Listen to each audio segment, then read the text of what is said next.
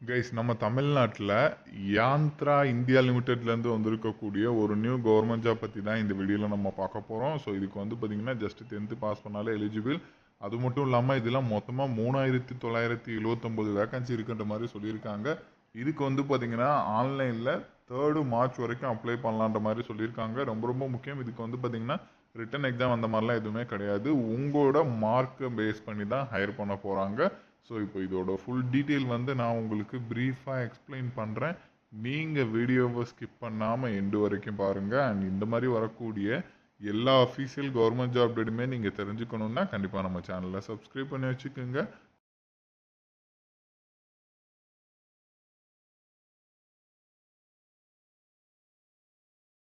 So guys இதுதான் official notification. இதோட link apply லிங்க்னு சொல்லிட்டு அதையுமே கீழே டிஸ்கிரிப்ஷனில் கொடுத்துருக்கேன். கண்டிப்பாக செக் பண்ணி பார்த்துட்டு அப்ளை பண்ணிக்கோங்க. ஸோ நான் முன்னாடியே சொன்ன மாதிரி இதில் வந்து பார்த்திங்கன்னா ஓவராலாக வந்து உங்களுக்கு 3979 வேகன்சி கொடுத்துருக்காங்க. இதுக்கு எக்ஸாம் கிடையாது. உங்களோட 10th மார்க் வச்சு தான் ஹையர் பண்ண போகிறாங்க.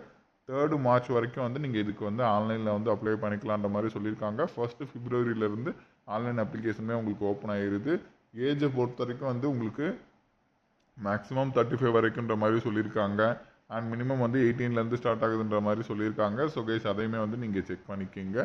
ஸோ இதில் வந்து உங்களுக்கு நான் ஐடிஐ கேட்டகரியுமே இருக்குது, ஐடிஐ கேட்டகரியுமே இருக்குது. நான் ஐடிஐ பொறுத்த வரைக்கும் நீங்கள் வந்து மஸ்ட்டாக 10th பாஸ் பண்ணியிருக்கணும். 10th 50% mark எடுத்துருக்கணும். அதாச்சும் 250 மார்க் வந்து நீங்கள் கண்டிப்பாக எடுத்துருக்கணுன்றதையும் வந்து உங்களுக்கு தெளிவாக சொல்லியிருக்காங்க.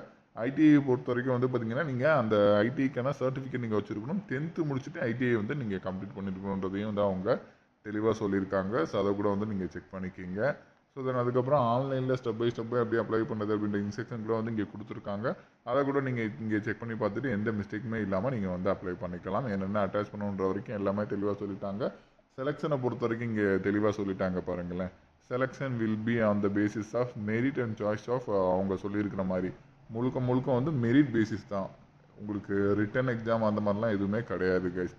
நீங்கள் 10th என்ன மார்க் எடுத்திருக்கீங்களோ அதை பேஸ் பண்ணி வந்து ஹையர் பண்ணுவாங்க. 10th கேட்டகரிக்கு ஐடிஐ கேட்டகரிக்கு 10th + ஐடிஐ ரெண்டுமே வந்து கால்குலேட் பண்ணி ஹையர் பண்ண போகிறாங்க. ஓகேங்களா? ரிட்டன் எக்ஸாம் இன்டர்வியூ அந்த மாதிரிலாம் எதுவுமே கிடையாது.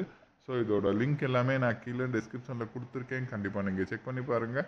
அண்ட் இந்த வீடியோ வந்து மஸ்ட்டாக உங்களோட ஃப்ரெண்ட்ஸ் அண்ட் ஃபேமிலி மெம்பர்ஸ் இருக்கிற வாட்ஸ்அப் குரூப்பில் கண்டிப்பாக ஷேர் பண்ணுங்கள்.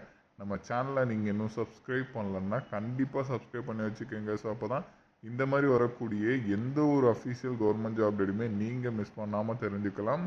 Thank you guys. அண்ட் இங்கே வந்து நம்ம தமிழ்நாட்டோட வேகன்சி டீட்டெயிலுமே அப்டேட் பண்ணியிருக்காங்க. அதை கூட செக் பண்ணிக்கோங்க. நோட்டிஃபிகேஷன் அப்ளை லிங்க் எல்லாமே நான் கீழே டிஸ்கிரிப்ஷன்லையும் கொடுத்துருக்கேன். Thank you guys.